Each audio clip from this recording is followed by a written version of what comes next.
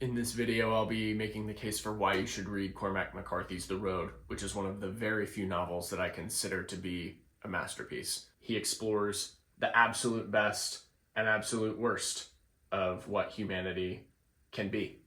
It's about a man and his son whose love is the only thing that's sustaining them through a total apocalypse. It's very unclear exactly why the apocalypse started. The father and son have one goal, and that's to make it to the coast, but they don't really know what they're gonna find there.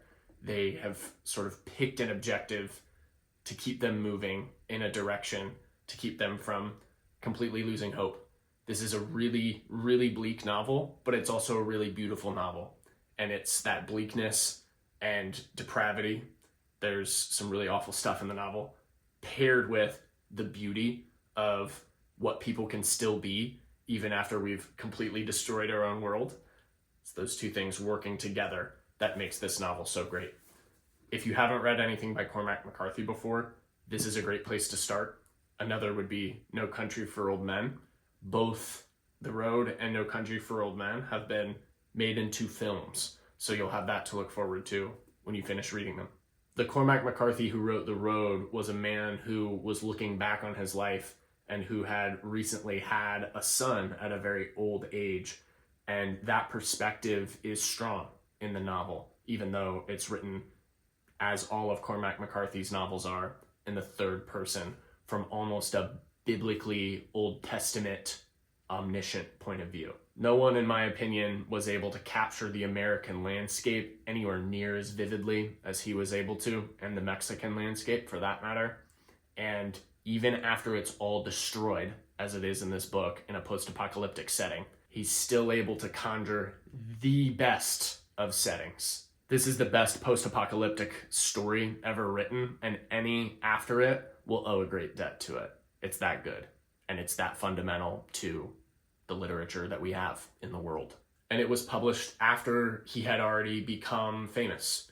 A lot of his earlier works were written when he was almost a complete unknown. They didn't sell very many copies, and it was only after All the Pretty Horses, and then subsequently a lot of scholarship started to build up around Blood Meridian, that he started to gain a lot of fame and notoriety.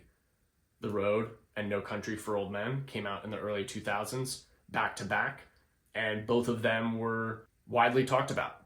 They were headline news. They were a big deal. This is a sentimental novel for me too, because it's the first novel I ever read by Cormac McCarthy.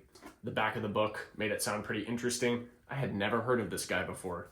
And then, lo and behold, he would become one of my favorite writers and influence my own thinking more than probably any other writer. Literature can only do what it does when you absolutely love it. But there is a caveat to that.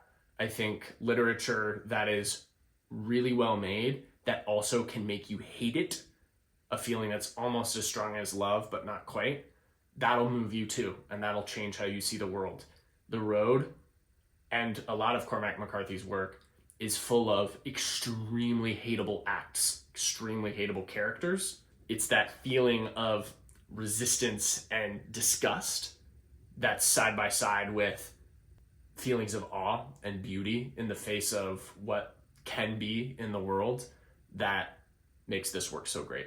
The other things that this novel really has going for it, which are things that I look for in fiction, are great dialogue that carries the drama forward, and some unexpected twists and turns along the way that are earned and not contrived. I really hope you pick this novel up. And again, if you're new to Cormac McCarthy, I think this is probably the best place to start.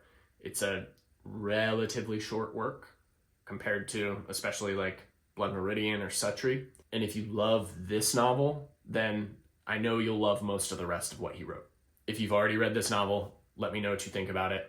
Take it easy, happy reading, and I'll see you in the next one.